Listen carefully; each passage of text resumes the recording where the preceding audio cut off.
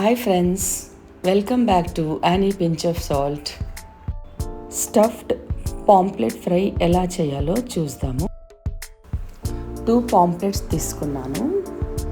అవి మార్కెట్లోనే శుభ్రంగా క్లీన్ చేయించుకొని వాటికి కావాల్సిన ఘాట్లు పెట్టించుకొని, అలాగే స్టఫింగ్ ఒక సైడ్ నుంచి కట్ చేశారు చూసారా, అలా చేయించుకొని తెచ్చి బాగా శుభ్రంగా కడుక్కోవాలండి. ఇంట్లో వెనిగర్ వేసి శుభ్రంగా కడుక్కుంటే నీసు స్మెల్ అనేది ఏది రాకుండా ఉంటుంది. చూడండి, ఆ కట్ అనేది ఉంది కదా, అది కట్ ఉంటేనే మనము స్టఫ్ అందులోకి మసాలా పెట్టగలుగుతాము. అందుకని ఈ కట్ అనేది మార్కెట్లో వాళ్ళైతే బాగా చేస్తారు, వాళ్ళ దగ్గర చేపించుకుంటే చాలా బాగుంటుంది.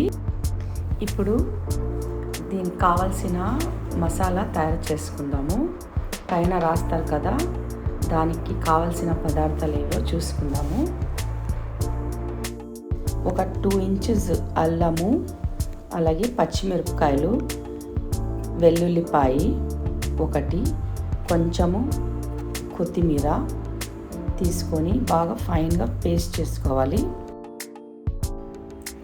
1 స్పూను ధనియాల పౌడరు, 1/2 స్పూను పసుపు, 1 స్పూను మాల్వానీ మసాలా కారం అండి, ఉప్పు తగినంత, జీలకర్ర పౌడర్ 1 స్పూను, లెమన్ జ్యూస్ 1 అర్ధము వేసుకొని కలుపుకోవాలి బాగా.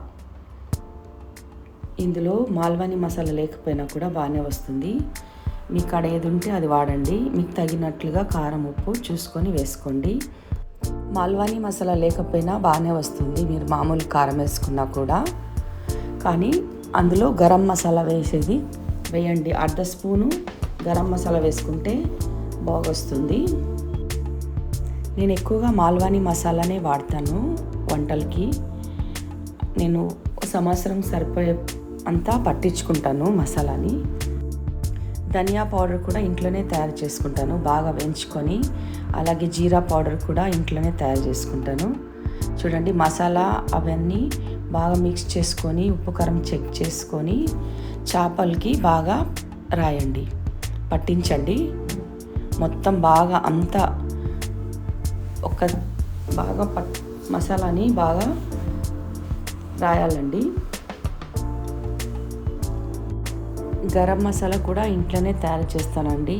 మీరు చూడాలంటే నేను లింక్ పెడతాను కింద, చూడండి.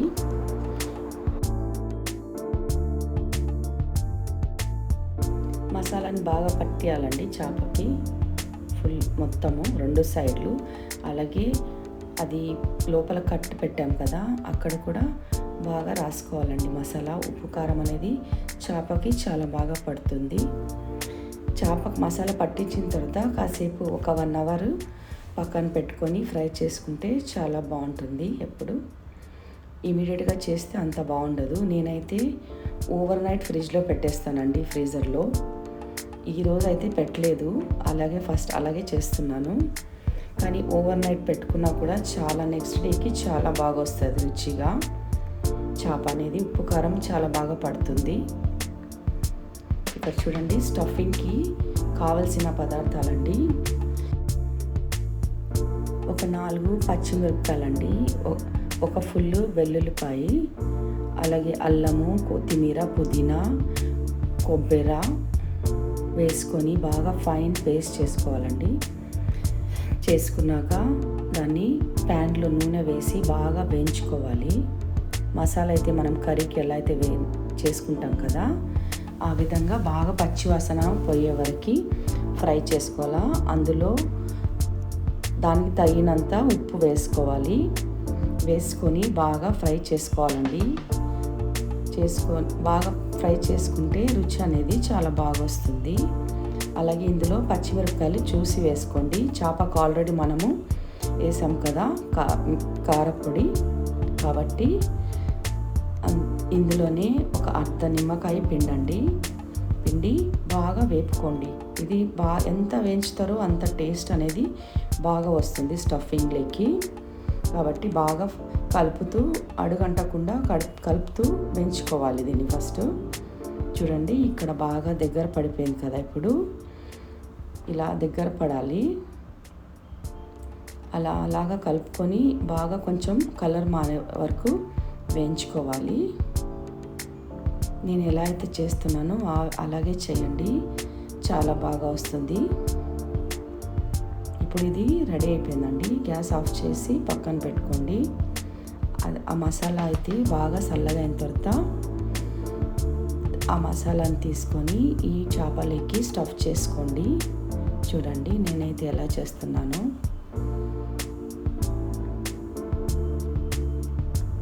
ఇది కూడా బాగా చల్లగా అయిపోయింది. దీన్ని తీసుకొని అందులోకి బాగా మొత్తము సరిపోయే వరకు బాగా ఒత్తుకొని పెట్టుకోవాలి. చూడండి అలాగా పెట్టుకొని చేప అనేది కవర్ చేయండి. మళ్ళా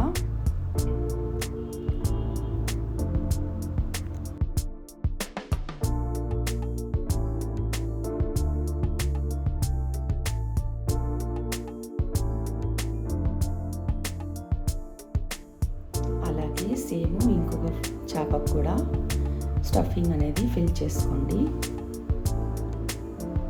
బాగా లెవెల్గా పెట్టుకుంటే బాగా ఉంటుంది చూసేదానికి కూడా, అందుకని కరెక్ట్గా లెవెల్గా పెట్టుకోండి. అటని ఓవర్కి కూడా స్టఫింగ్ చేయొద్దండి. దానికి ఎంతైతే సరిపోతుందో అంతనే స్టఫ్ చేయండి. అలాగే పైన కూడా మసాలా అనేది రాయండి. రెడ్ కలర్ మసాలా ఉంది కదా ఫిష్ది, అలాగే దానిపైన కవర్ చేసుకుంటే ఇదైతే రెడీ అయిపోయిందండి ఫ్రై చేసేదానికి.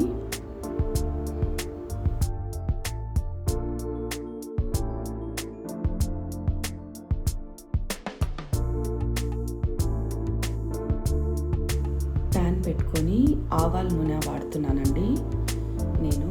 మీకు ఏ నూనె అయితే ఇష్టమో ఆ నూనె వేసుకొని చేసుకోండి.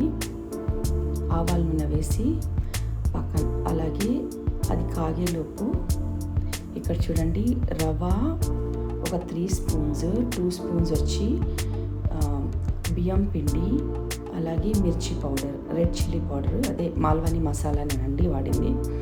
ఆ మూడింటిని కలిపేసుకొని బాగా ఇందులోనే చేప అనేది ఇలా పైన అద్దేసుకోవాలండి. ఇట్లా మనం ఎలాగైతే రవా ఫ్రై చేస్తాం కదా వేరే చేపలు, అలాగనే సేమ్ ఇలాగా పైకి కిందకి అనుకొని, లేకపోతే పైన నుండి కూడా వేసుకోవచ్చు. ఇది కొంచెం పెద్ద సైజ్ చేప కదా, అందుకని నేను పైన నుంచి కూడా వేస్తున్నాను. ఇలా వేసుకొని బాగా వేసేటప్పుడు అలా విదిలిచ్చి వేస్తే ఎక్స్ట్రా అనేది ఉంటుంది కదా, అదంతా వచ్చేస్తుంది బయటికి. చూడండి ఇలాగా నేను ఎలా చేస్తున్నానో అలాగే చేయండి. నూనె అయితే కాగిపోయింది. ఇలా వేసుకోవాలి. వేసుకొని మీడియం ఫ్లేమ్లోనే ఫ్రై చేసుకోవాలి దీన్ని, లేకపోతే లోపల అనేది పచ్చిగా ఉంటుంది, పైన మాడిపోతుంది. అందుకని మీడియం టు లో ఫ్లేమ్లో చేసుకుంటే బాగా క్రిస్పీగా, అలాగే లోపల సాఫ్ట్గా వస్తుంది. ఇది చాలా వెయిట్ అయిపోయింది చేప, కాబట్టి నేను రెండిటితో తిప్పుకున్నాను. చూడండి పైన ఎంత బాగా వచ్చింది కదా ఒక సైడు. ఇలా ఫ్రై చేసుకోవాలి. ఈ ఫిష్ ఫ్రై అయితే చాలా బాగా వచ్చిందండి. స్టఫింగ్ అయితే చాలా రుచిగా వచ్చింది. మీరు కూడా ట్రై చేసి ఎలా వచ్చిందో చెప్పండి.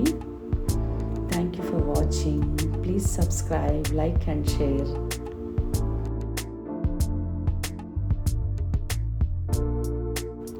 ఇక్కడ చూడండి ఫిష్ అనేది ఎంత బాగా వచ్చిందో, జ్యూసీగా, లోపల సాఫ్ట్గా, పైనంతా క్రిస్పీగా, చాలా యమ్మీగా ఉందండి.